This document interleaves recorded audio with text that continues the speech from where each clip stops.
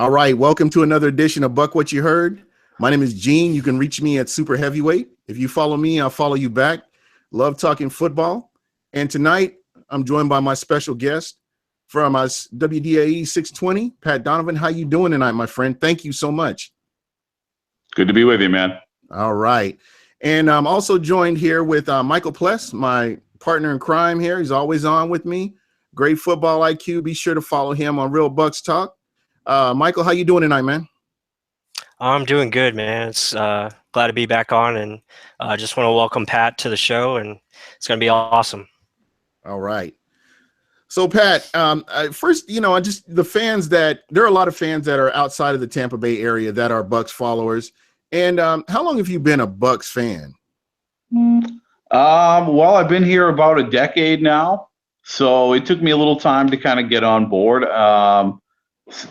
I guess within a few years of being here and covering the team and being around the team certainly got me more invested in the team. And then the last few years with the drafting of Jameis Winston and kind of being around the team more often as I am now, I'm fully on board. All right. And, myself and Michael, we're both lifelong fans.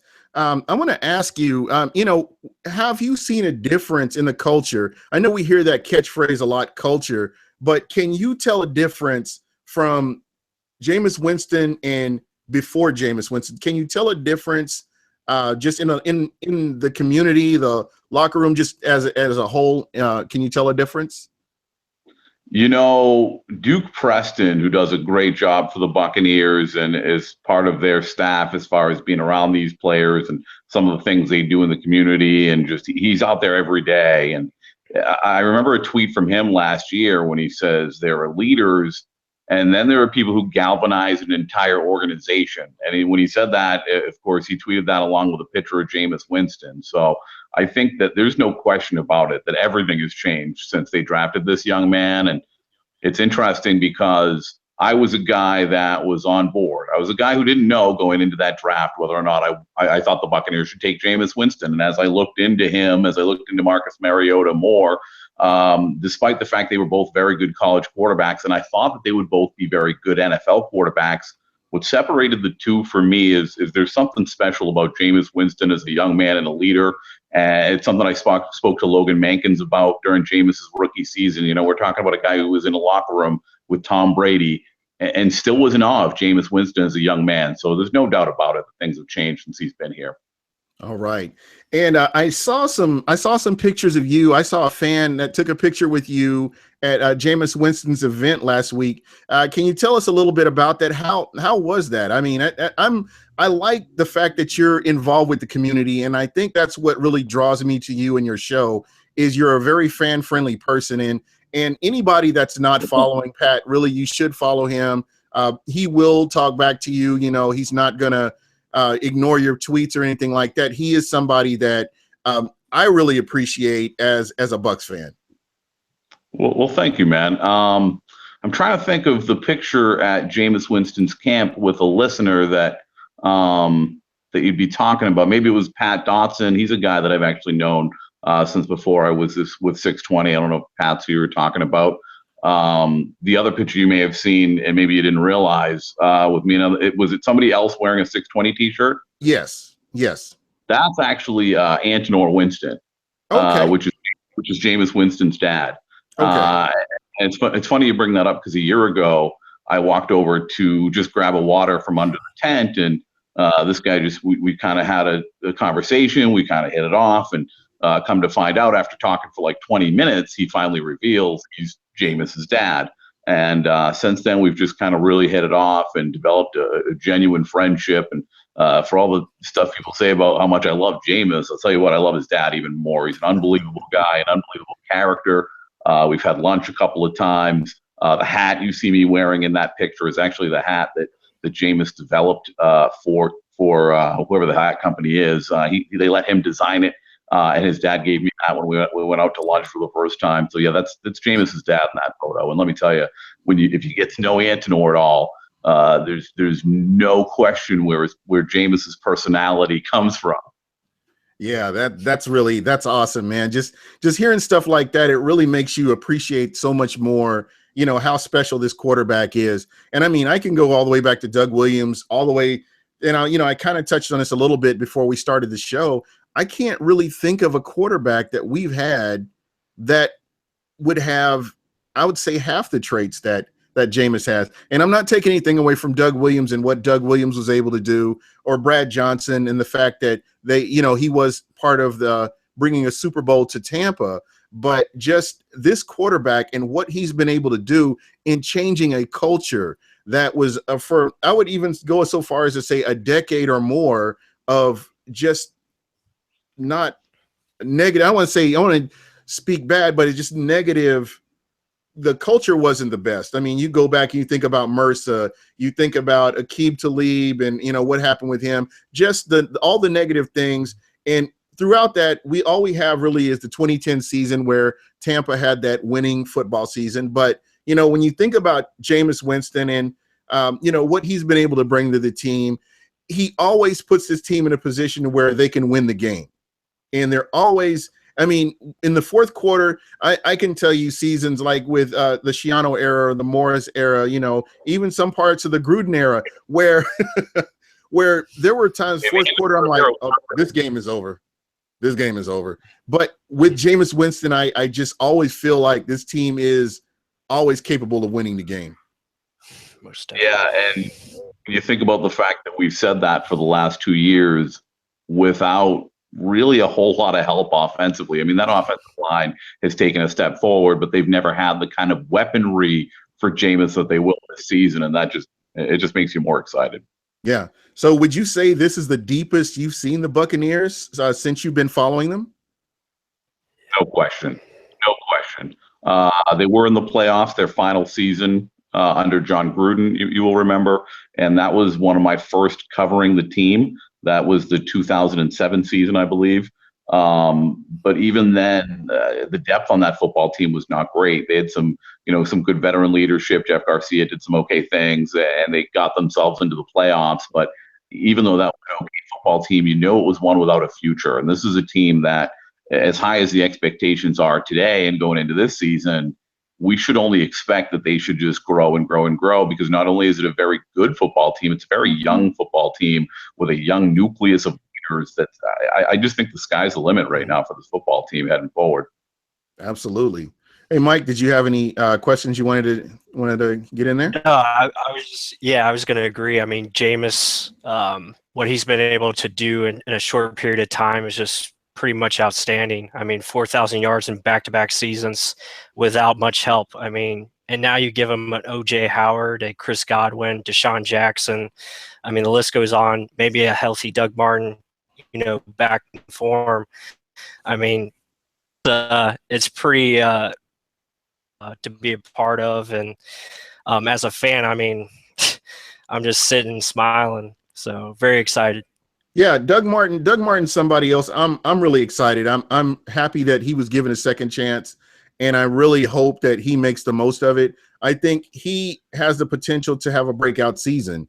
If his head's in the game and he can stay healthy, I feel like this is somebody that's kind of an X factor, where I know a lot of fans have been wanting to draft another player and bring somebody else in. But the fact that you have Doug Martin, who just 2 years ago, he was the second leading rusher in the NFL. So, I mean, to me, that it kind of bodes well for him if he can stay healthy, and, his head seems to be in the game, and it all remains to be seen. Yeah, no question about it. I think when you look at this football team and the direction they're headed, the offense, we talk about all those weapons for Jameis. It's great for Jameis, but it's going to be great for the run game as well. And when it comes to Doug, I mean, he's a good kid, and he made whatever mistakes he's made. But I'm glad that it looks like he will get another chance. But that said, I'm not surprised by, and I'm not necessarily disappointed in the fans' reaction who believe, hey, maybe it was time to look somewhere else, because it is a guy that let this team down last year. He is a guy that you can't rely on for the first 3 games of the season. And when you think about the way this schedule plays out, they've got 3 very winnable games to start the season. And then they have the New York Giants in week 4, and then the New England Patriots just a few games later. So those first 3 games are going to be very important for this football team to take advantage of. And so I could understand the people that thought, it might be a good idea to add an insurance policy, whether it had been someone like Adrian Peterson when he was available, or whether it would have been a draft pick. I can understand the people that thought, hey, let's go look for somebody else. But that said, I am happy that Doug Martin, it looks like, is going to have an opportunity at least to stay with this football team. It looks like he's working very hard. Everyone's saying the right things, but that tends to happen this time of year. We'll see in a couple of months as training camp gets going exactly where he's at. But this is a kid that last year, when apparently he was going through some things that I didn't know, looked like he was working as hard as anybody during training camp. So if he could work that, dealing with some issues, if he's got that truly behind him as he says it does, that could be some very good things. And this offensive line, a lot of people are nervous about the offensive line. I think it's going to be bigger, stronger, tougher with Ali Marpet moving inside and Sweezy stepping in. And I think that they're going to be able to run the football. And I think by like week 4, we're going to be talking about how surprisingly good this offensive line is. Yeah, absolutely. And, you know, the one last thing I want to throw in there about Doug Martin, because the bye week is so late into the season, I think this kind of bodes well for Doug Martin to be able to come in and, you know, after 3 games come in and contribute to this team, because you got to consider, what is it, week 11 before the bye? And that's a lot of football. That is a lot of football. And I just don't remember the Bucs ever having a bye week so late in the season. So I think this could potentially benefit the Bucs, you know, having him, you know, out those games where he has fresher legs going into the middle or back into the season.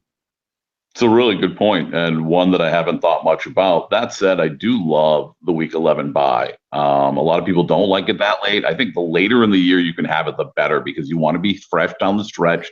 And you know how banged up football teams are. It doesn't matter who you are. You're going to be banged up week 10, week 11. And to get a break that late, I think it could be very, very good for this football team. Absolutely. And you consider all the injuries that the Bucs had on the back end of the season, where they were players that were out that they really needed. And had they been healthy, you never know. The Bucs may have made it to the playoffs. So there's always that. And that's something to think about. Mike, do you have something you wanted to add to? No, I agree. I mean, you got to look at it this way too. I mean, we play the Patriots Thursday Night Football in week 5, so that's kind of like a mini bye right there. And then you also get a week 11 bye, which right in the final stretch of the season, which we're going to need, because that final 6 games is going to be a daunting task, and that's going to be probably the stretch run where we're going to have to make a push towards the playoffs. And you play a lot of big games in that final 6. Yeah. So to have that late week bye, you know, that's important for this team. Yeah. And Pat, I want my co-host likes to say, Aaron Jacobson, he likes to say that the Bucs actually have 2 bye weeks this year because they have the Jets right before the bye week. There you go. Yeah, you have a good point there. Hey, what are your thoughts on the Buccaneers possibly, or they do have the Super Bowl coming here? That's something I'm really excited about. It's incredible. It's incredible. And this, guys, and we talked a little bit about this today. We filled in for Steve Dumig after the race. Great show, by the way. No, thank you. We talked a little bit about this, but I think this is huge for Tampa and for the Buccaneers. And what's beautiful, and maybe a lot of people haven't thought about this yet, they just think about, hey, this is a great city for a Super Bowl. And you know what?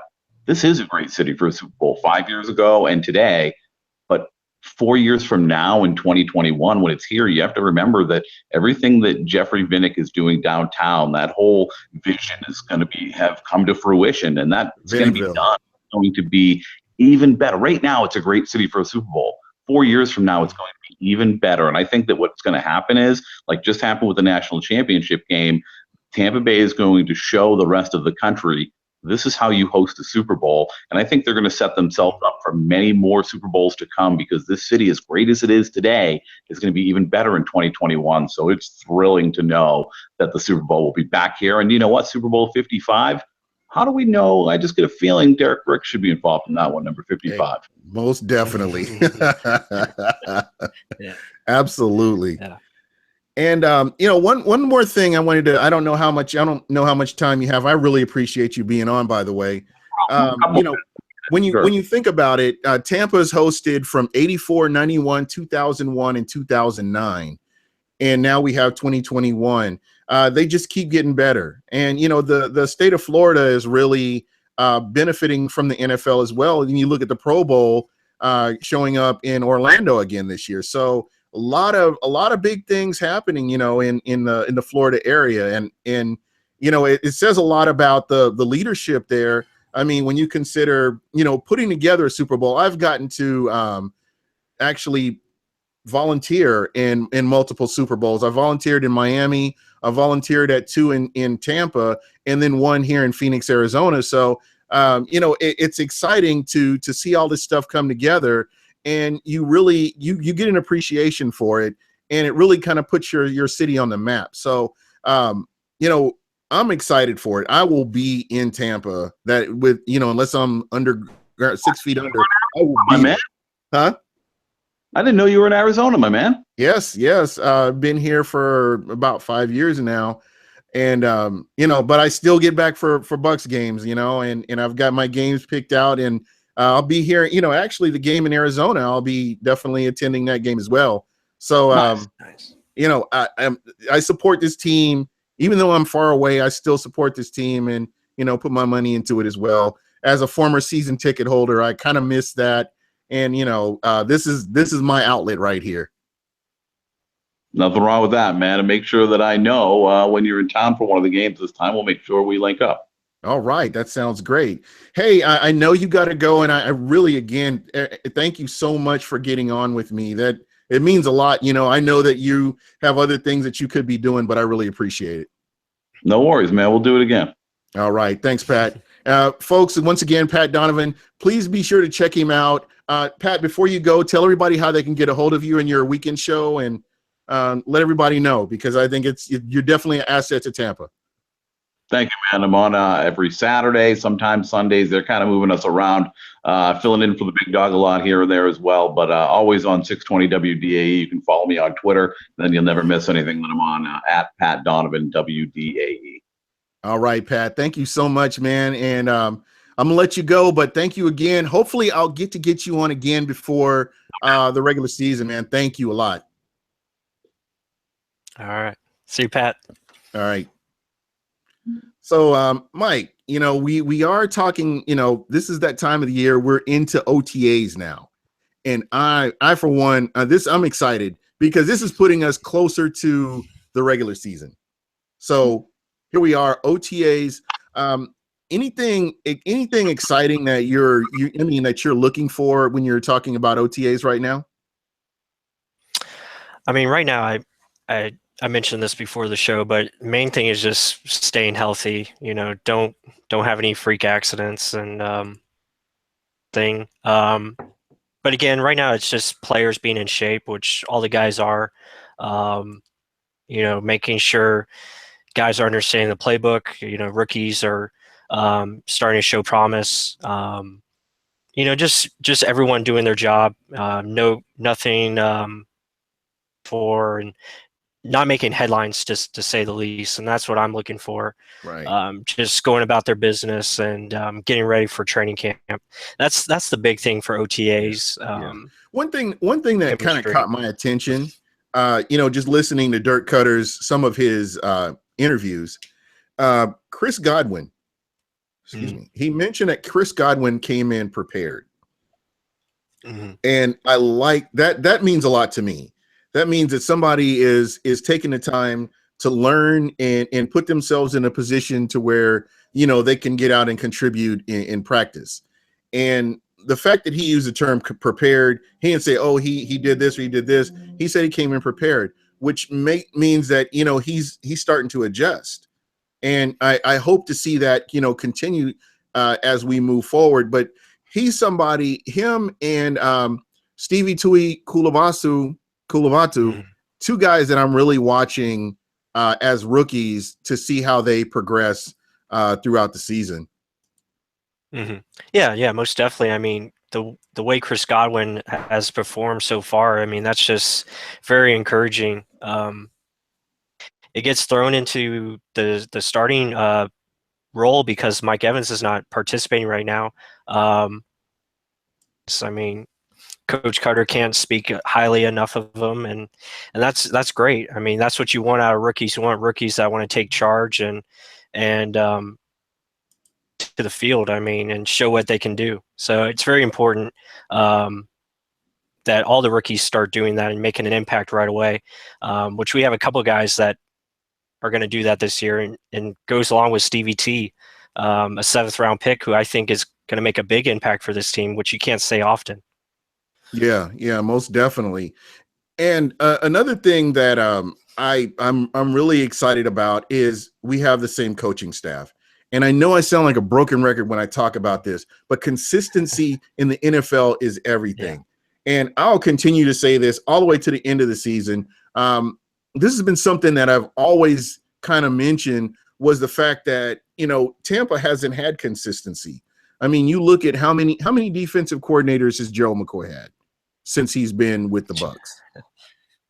At least 6. I mean, exactly. It's been a lot. Yeah. And then you look at Levante David. I mean, he's had a lot of defensive coordinators that he's had to work with. So the fact that we have all these players and we have consistency is really exciting to me. Yeah, no doubt. I mean, consistency is everything. You look at the Patriots. I mean, when's the last time they made a coaching change? I mean, it's been a long time.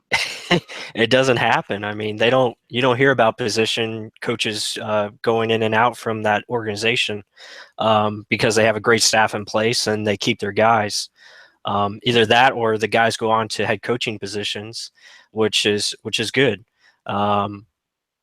I think that's what's going to start happening with this team again. And what that means is winning is going to be associated with that, which is what you want. Yeah, it's a great thing. Yeah. Yeah. So, I wanted to talk about that, and hold on one second. I just lost my train of thought. I wanted to also ask you, have you heard anything else? I noticed that with the rookies, we signed almost all the rookies with the exception of Godwin. Everybody else is signed, which I'm really excited about that. And I know you hear me talk about Jason Licht a lot. I just can't say enough good things about Jason Licht and what he's able to do as a general manager. Not only can he assess talent, but he takes care of everything on the back end with contracts and the salary cap. I mean, he's the total package right now. And, as a fan, if you had any doubts about Jason Licht, I mean, we'll see this year. This year should put all of anybody's thoughts to bed if you had any doubts about him and if he's capable or not, just based on the things that he's done in the offseason. I think that he's really helped to turn this team around and put this team in a position to win. Mm-hmm. Yeah, most definitely. And Pat was talking about it earlier. I mean, this is the deepest team we've probably had since 2007, and it's a great sign. I mean, there's competition at every position, and you haven't been able to say that for at least a decade, which is awesome. I mean, just the way Licht has built this team in such a short period of time, and it all starts with the draft. I mean, just hitting on draft picks. Exactly. I mean, that 2015 draft will probably go down as probably the greatest draft in Buccaneers history, right alongside Warren Sapp and Derrick Brooks. Starts with the draft and hitting those key picks, and every first round pick he has hit on. I mean, you go down the list: Mike Evans, Jameis Winston, Vernon Hargreaves, and now OJ Howard. I mean, that is quality right there. I mean, it doesn't get better than that. You can't say other teams have been able to do that. And I'm gonna stop you right here. I'm gonna ask you a question.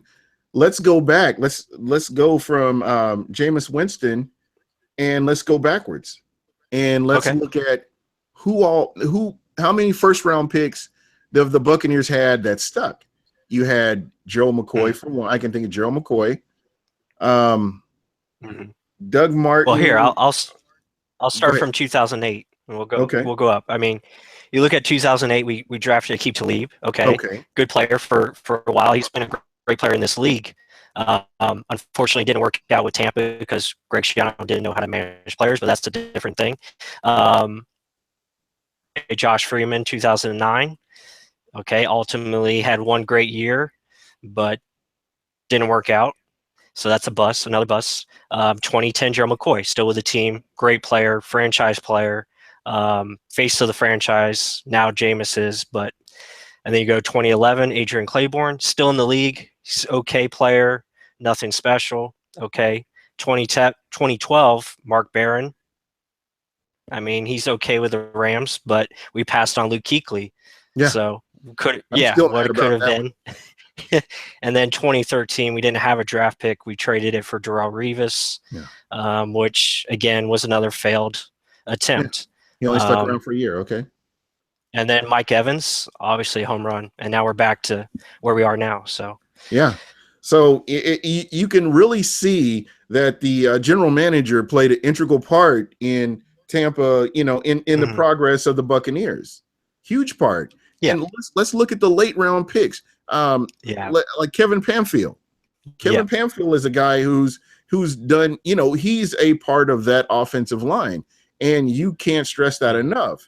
And then you have players like and somebody that I feel, and we talked about this, you mentioned his name, but I've always been watching him, is Caleb Benenoch, another late round pick that I really believe that's going to come on this year. I think that he will, again, be an integral part of this offensive line.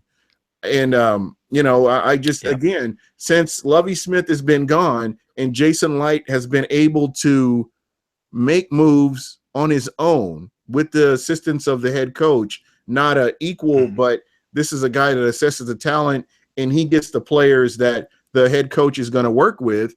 I think this has worked out to be a great system.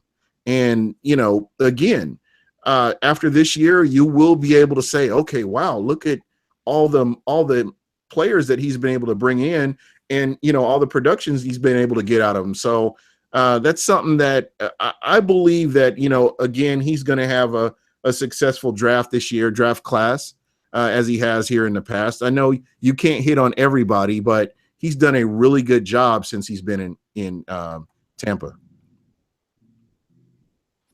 Yeah, no doubt. I mean, like we've talked about before. I mean, Jason Licht, a football man. I mean, he knows the game, and I talked to you about this before the show. I mean, what if Jason Licht was the GM after John Gruden left? I mean, this team would be stacked beyond stacked. It would be competing for championships. Again, not sure if we would have, Jameis Winston, but this team would just be in a better place. But again, that's what ifs. That's in the past. I'm happy to have them now. And it's just the future is so bright with this team and better. Absolutely. And like Pat said, this roster is just so young, and they're going to grow together, and that's the best thing about it. Absolutely. And they're just going to keep getting better. Yeah. And again, the moves that they're making. I know a lot of people were upset with some of the draft picks, but again, you kind of have to wait and see how these players all fit in. And, the fact that I'm not a general manager and I missed on Quan Alexander. I'll be honest. I mean, hey, this is my podcast. I'll tell you, he was not somebody that I was like, oh, I'm excited to have this guy here. But once he got out on the field, he silenced every critic that there was. And that's locally. And I think that once the Bucs start winning and when the Bucs get on televised more, you will see more people realize Levante David, Quan Alexander are two players. Wow, man, they're really good. But because we're in such a small market, you're just not getting to see them. So and that's the great thing about Hard Knocks coming up. I mean, we're going to see how good Quan Alexander is, and the whole world's going to be able to see that. Just the kind of person he is, how much he loves football. I mean, he just breathes football every day, and it's going to be shown to the world, and he's going to get his recognition. And he's going to be a guy that will be up for Defensive Player of the Year consistently year after year because he's just going to keep getting better.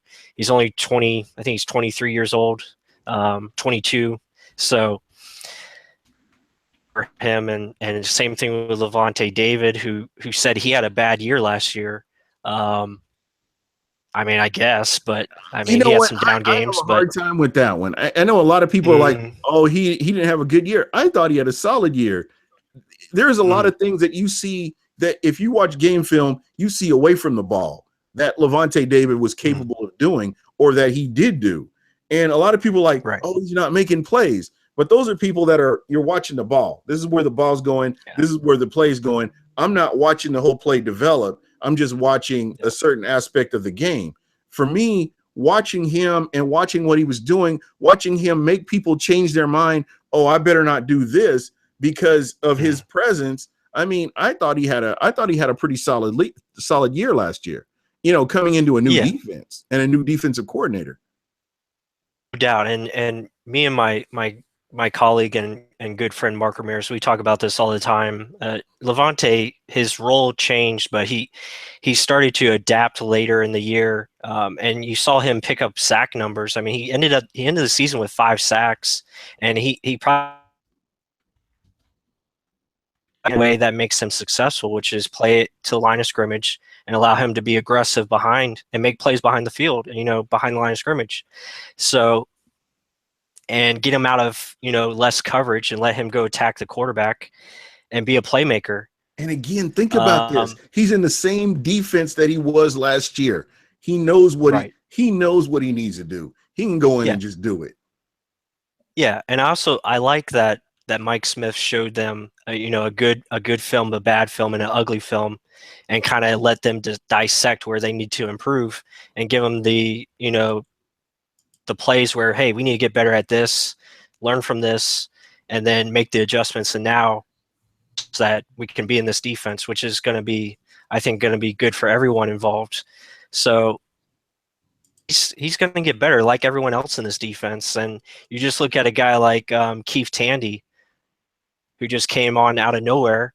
You know what? I've always said that he needed more reps, and it's to me, I've always felt like he's never been given a chance to compete for a starting position. They've always brought somebody in and said, "Okay, this is our guy," but he's never been able to legitimately compete and be out there and say, "Hey, I've earned this spot." Yeah, I mean, and just the jump he made, and he made a complete change because he started paying attention more to film detail and anticipation and started playing to his strengths. And it worked out. I mean, he ended up, he had 3 interceptions in the last game. I mean, that's crazy. Or I think it was 2, but I mean, guy was making plays everywhere. So guys are just starting to fit their roles, and it's exciting to see that it's all coming together as a defense. Yeah. Yeah, somebody Sean Williams, he's on Under the Dome podcast, New Orleans Saints podcast. He always checks me out, and he's been very supportive of the podcast, and I appreciate that. He was I was talking about how I missed on Quan Alexander. He said he picked Ryan Leaf over Peyton Manning, so I don't feel so bad now. Yeah, and there's the usual suspect, Mark Ramirez, this guy. I don't know if you know him or not. He was talking about speak the truth about Tandy, man. Guy played out of his mind the last 5 games. Most definitely, Yeah. He did. Yeah. Bucs Baller 37 was saying that Levante David did not have a bad year, and I 100% agree with him. So, there's Bucs Baller also said Jason Licht will go down as the greatest GM in the history of this team when it's all said and done. And I got to agree with that. I really, even right now, the moves that he's made, when you compare him to Rich McKay or, I'll just stay in this era here, but Rich McKay or Mark Dominic, and I can't think of Bruce Allen's name for anything. And Bruce Allen, those Bruce Allen was atrocious, and Mark Dominic, broke clock is right twice a day. So, there's always that, you got to at least hit on something. Okay. So I'm going to give him that. Mm-hmm. Yeah. I mean, Jason Light's going to get a big contract extension here coming up. So most definitely he deserves it. He's earned it. Yeah. Yeah. Yeah. Him and his staff are all going to get rewarded. Mike Greenberg, all the scouts, Mike Beal, just a bunch of guys that he Well, works with. and John they Spike. all deserve that Yeah. credit too, because of the way they've been able to assess talent and get the right players in the system. It's been awesome. Mark brings up a great point. He signed Cameron Brate, and you look at what Cameron Brate has done and what he's going to do this season. And I don't mean to and he's a sound backup now. I don't mean he's not a backup. Come on, stop it. Stop it. You sound like half of the Twitterverse out there.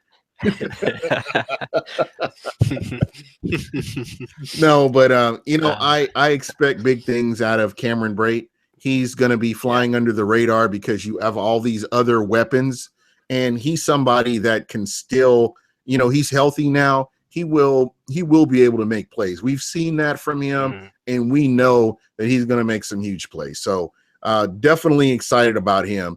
Oh, and somebody that we haven't really mentioned, and I know a lot of people were jumping out the window about this one, but Ryan Fitzpatrick.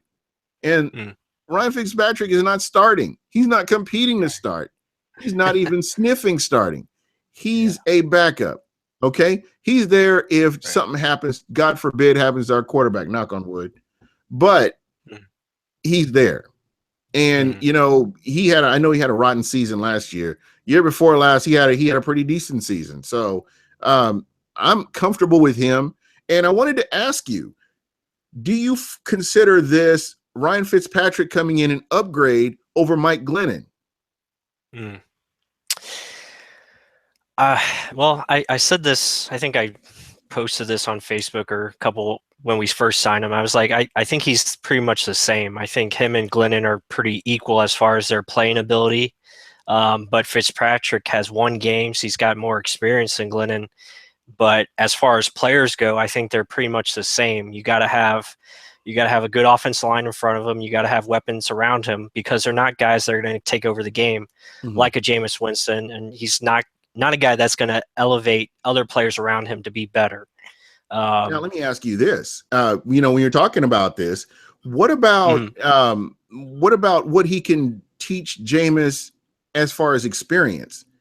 Is that something that counts for anything? I mean, I know you have Mike Glennon, but Mike Glennon hasn't started nearly as many games as a Fitzpatrick. So, I mean, I get what you're saying, as far as physical ability, but when you include physical ability and intangibles, are they equal, or are they about the same? What are your thoughts on that?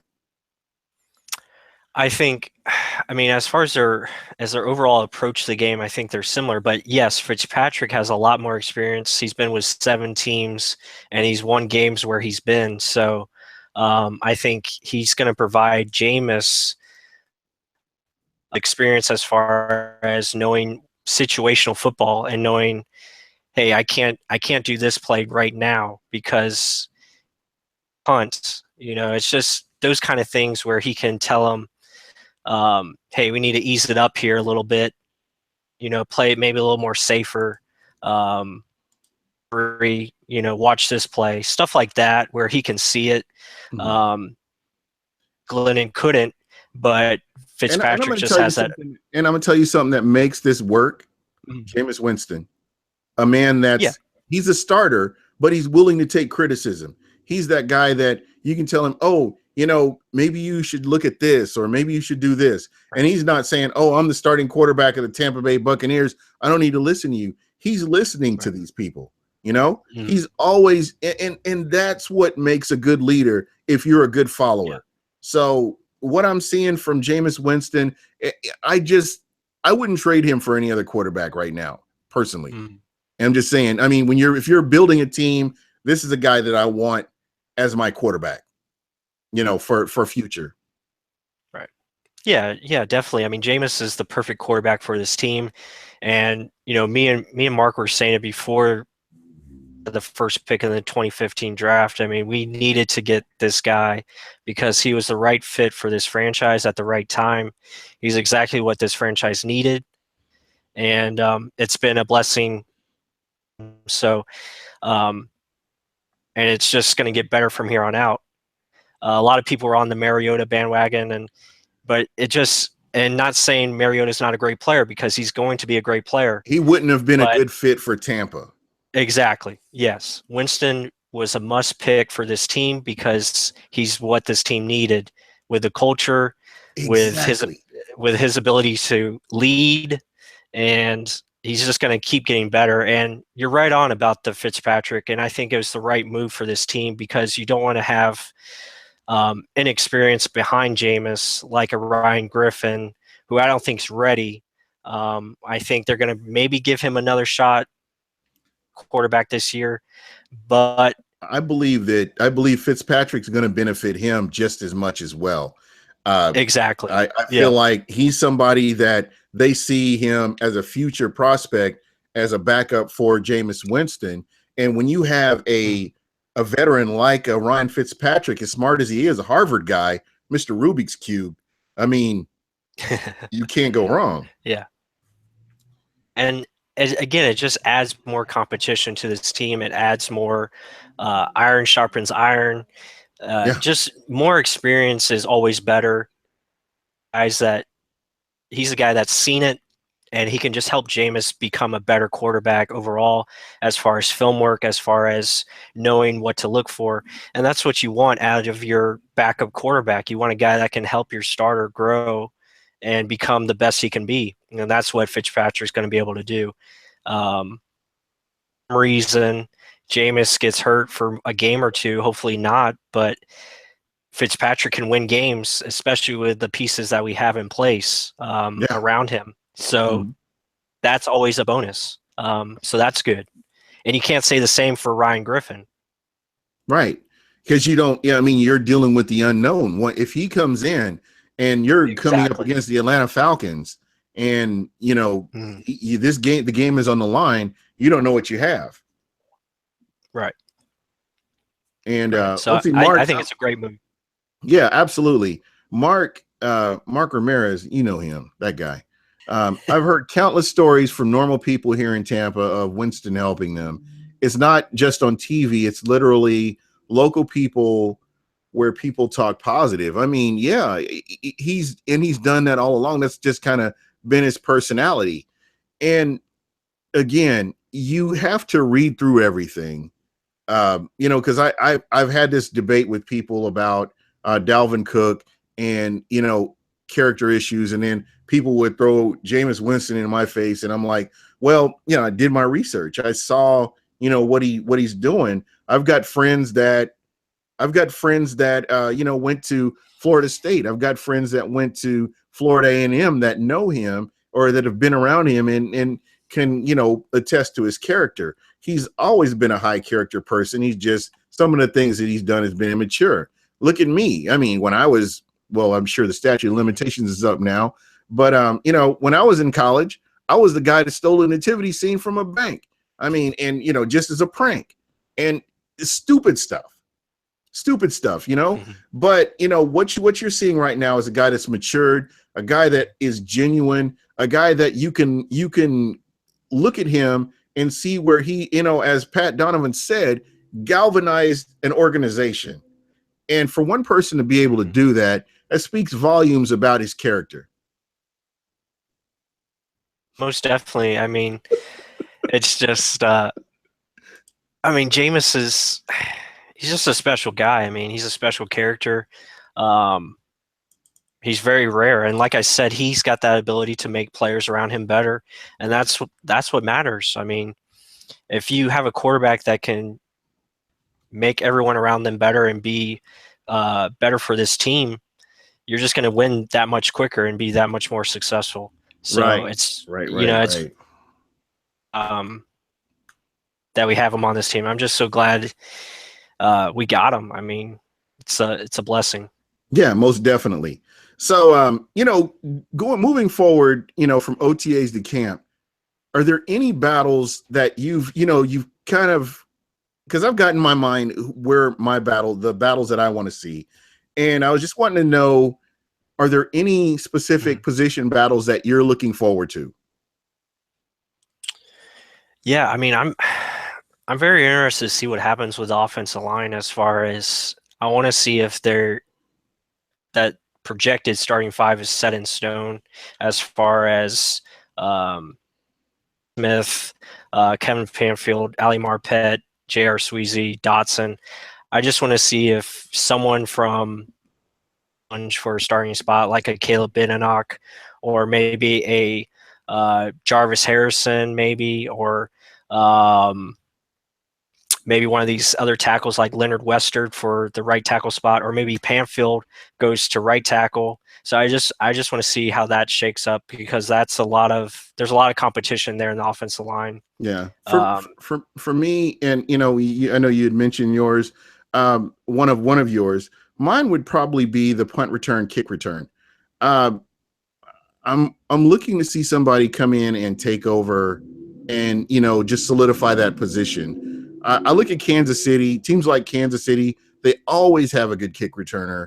There are other teams out there that always have good kick returners, and that's something that Tampa has just not had a consistent kick returner, punt returner. Not taking anything away from Adam Humphries. I'm just saying that Tampa has just not had somebody that, I mean, you look at what Brian Anger did, and then on the other side of the ball, on punt return, kick return, it was just kind of from week to week, you didn't know who was going to do what. Mm-hmm. Yeah, exactly. And I think unfortunately, it's just been a position we just haven't been able to fill. It's kind of been like the safety position almost, where we just can't seem to find the right pieces in place there. I think we got a couple guys. I think a guy to watch for is Bobo Wilson out of FSU. Yes. I think he's got a chance. I know FSU fans love him, so they'll be watching him very closely. Wasn't it interesting how Jameis Winston plugged him? Yeah. Yeah. I mean, he's a guy to watch for. I think Josh Huff is going to be interesting to see if he can find his game. He's always an interesting character because he has so much talent. So if he can find a way to harness that and happen, I think he's a guy to look for. And again, Adam Humphries, not saying he's not his physical traits, but intangible. Yeah, he makes it happen with what he has, and he actually did pretty decent last year as a punt return. I mean, 9.9 yards per punt return, which isn't bad. I mean, it's not great, but it isn't. So yeah, I mean, that's going to be an interesting spot, as it always is with this team. We just haven't been able to find that.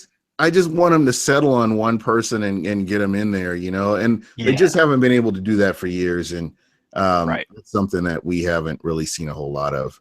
And I'll let you go into your next position battle, and I'll give you mine.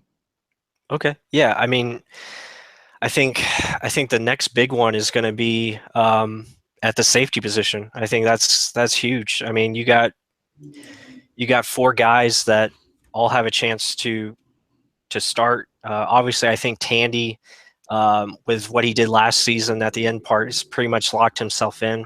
But we got to see if he can continue it. And then I think you have a three-way battle with Chris Conte, J.J. Wilcox, and the new rookie Justin Evans. So I think that's going to be an interesting battle, and see how it plays out. See if they're going to have a rotation with a couple of guys. Let me ask you this: you can talk about a rotation on kick return.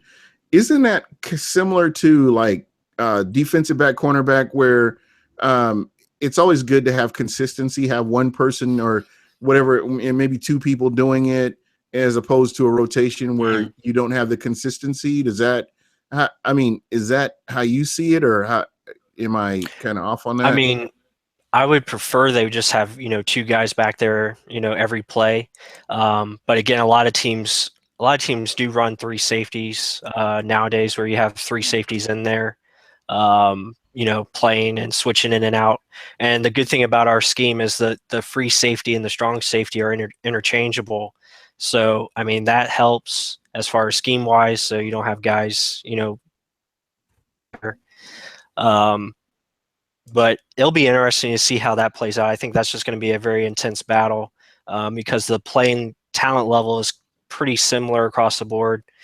I hope they don't rush Justin Evans in there too quickly. I'm hoping he can So, I mean, it's going to be an interesting battle for sure. I think that's going to Yeah. be a key one. Okay. So probably for me, the next one that I would really be looking at is the safety position. And I know I sound like a broken record. This has been a position that I haven't really been very comfortable with, over the past couple of seasons, and we've seen hit and miss. Now, I will say this, and not to, because I don't want to come off as negative. They've improved. The secondary has improved since Lovey was coaching. And I have to say that you see all the splash plays that Chris Conte was able to make. You saw the plays that the Tandy man was able to make, and what they've been able to do, in this Mike Smith defense. I just would like to see a little bit more consistency. I feel like, they signed Chris Conte.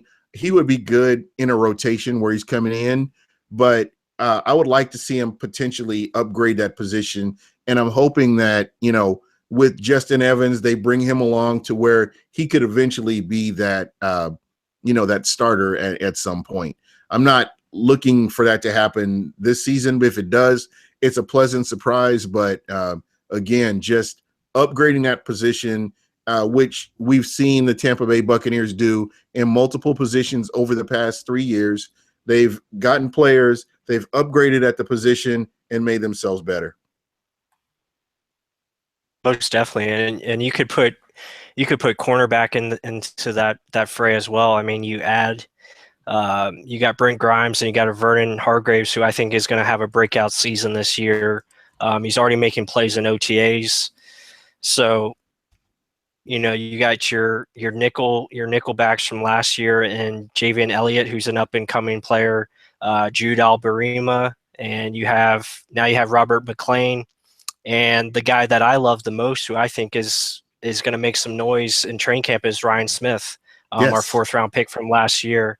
I just think his traits and his speed, he has the size, and he was making plays in practice. He was going up against Mike Evans. Not many know this. He was going up against Mike Evans most of practice during the last stretch of the season, and he went up against Evans every play, and he held his own. I mean, he held his own against one of the best receivers in the game. I know it's practice, but still, to make plays against Mike Evans, that says something about his character and his ability. So I think he's a good guy to watch out for. And get on the field this year and make some plays for this team, because he has the ability. So it's going to be interesting, that cornerback position, safety. It's going to be interesting to see where the chips fall, because there's a lot of good players back there. Yeah. One thing that I'm excited about, and it's something that you say every year, and I've kind of taken what you say, I say it myself now, is the roster's fluid. We have no idea where everything's going to fall until it falls. So, folks, enjoy this, enjoy camp, enjoy the OTAs. Don't read anything into it until toe hits leather on game 1 against the Miami Dolphins. I like sushi personally, and I'll definitely be dining on sushi when we play the Miami Dolphins. And, to me, I'm excited about this team. Folks, get excited about this team. All right? I mean, we haven't been able to do this as fans. We have not been able to do this for a long, long time. Get excited about this team, because you know what? You're not wrong if you do. Okay? And, I think that our expectations, when you got high expectations, they should be. Everything that the general manager has put in place, he's put in place for, this team to succeed. And now it's up to those guys to go out there and play. And as fans, I'm planning on attending games. I'm going to spend money on games, playing tickets and what have you, just because I love this team. So I will definitely be doing my part. But as fans, if you live in Tampa, God, I wish I was still living in Tampa, because I am telling you, I would probably be a season ticket holder again. Okay. That's just me. And I'm excited. I'm happy, where the direction this team's going. When you wear, here in Phoenix, wearing a Bucs jersey, people want to talk to you. What is your team doing? I've seen what you did in the draft. It's exciting it's an exciting time to be a Bucs fan wherever you are. And we're getting close to the end. What I wanted to do, because I wanted to give Mike a chance, because Mike has something very special going on with Real Bucs Talk, and I hope that everybody can jump on board with this because I think it's a great deal. But I want to let everybody know that I will be sending out everybody that asked for T-shirts. I will be getting those out probably Saturday or Sunday. They finally got them done.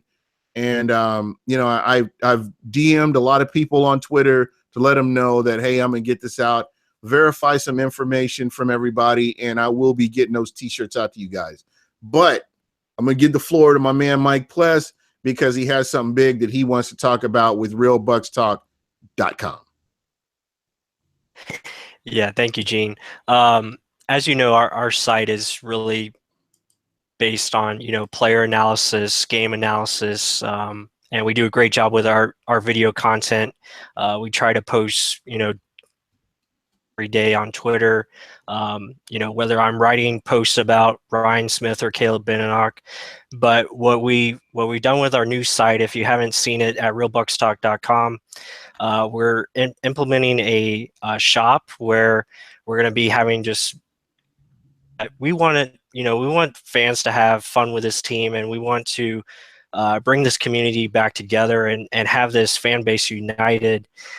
So, as far as a sample shirt, as you can see here, I have one on like this that are going to be on the site that you can go visit now. It's on our realbucstalk.com. Basically what it says, come with me if you want to win. It has Jameis Winston on the front.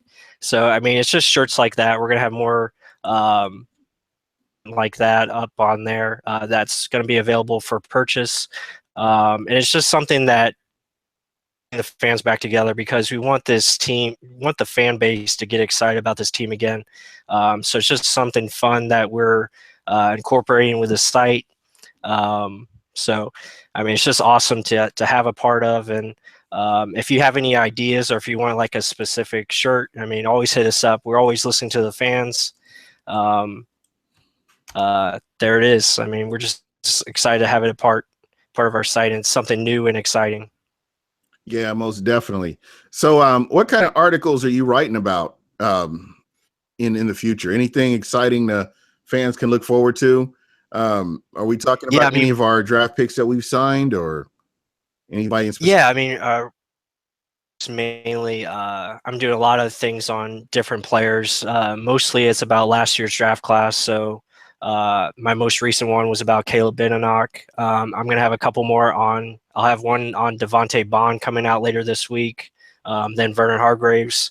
And then I'll probably get into more of this year's draft class and get more into position battles, and things that I see as far as this team goes. But it's going to be mainly, again, we're a player-oriented site on individuals, individual coaches, try to just bring you behind the scenes of each player.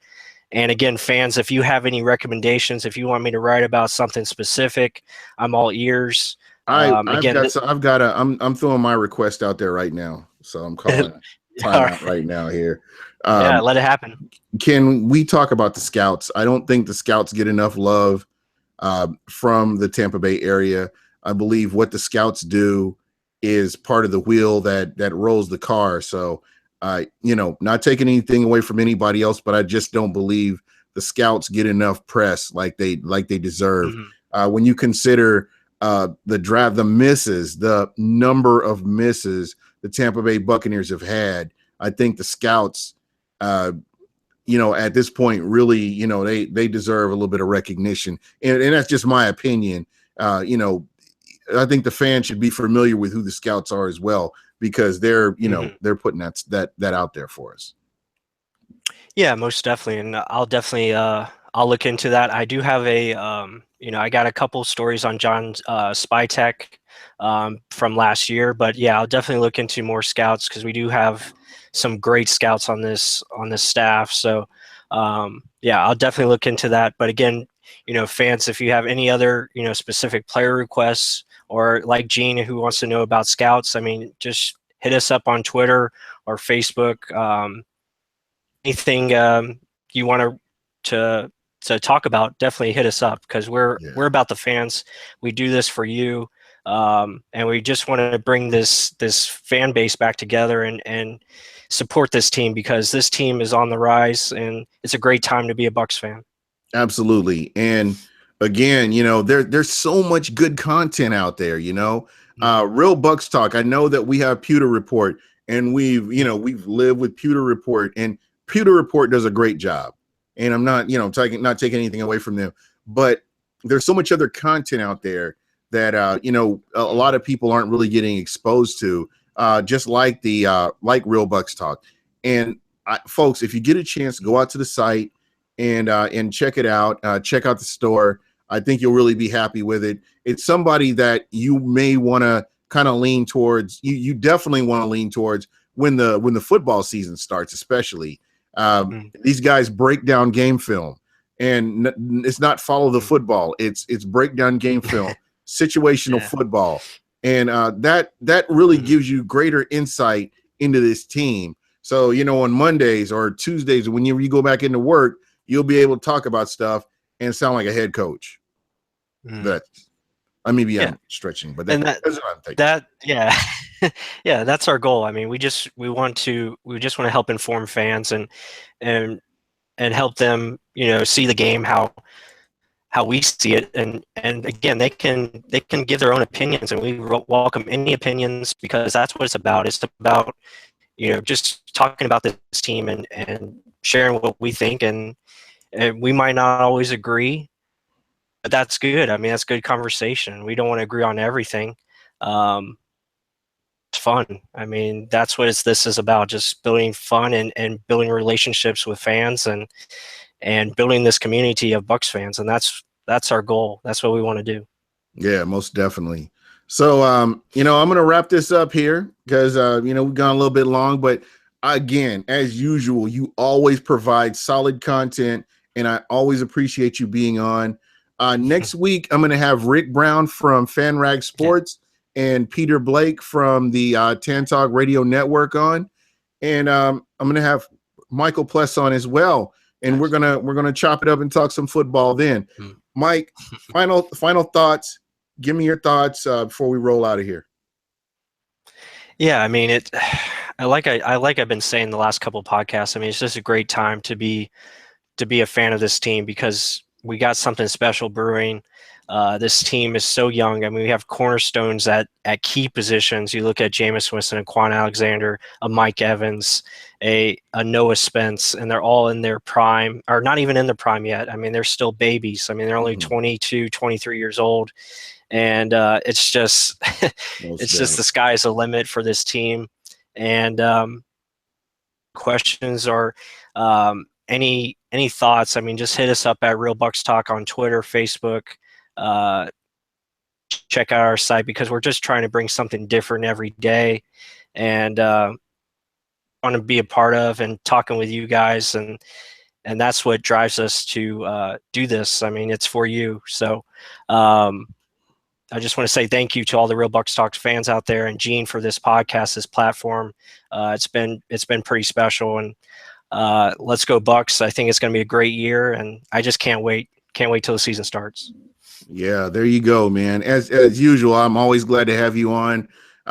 This is just going to be a fun season, and we're all going to have fun, and I'm getting one of those Jameis Winston shirts because I just like it, and I'll definitely be rocking that here, as we go into the regular season.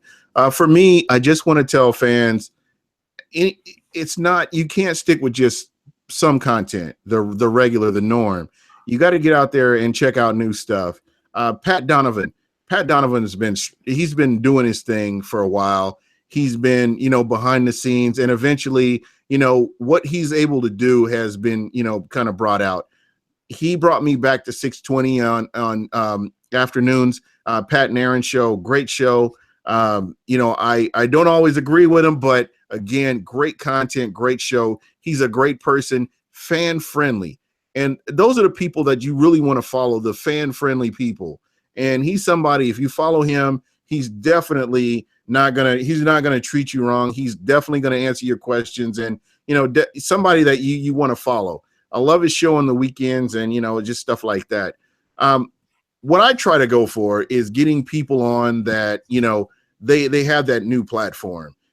They have a podcast. They're bringing you the Bucs in a different way, and to me that's important.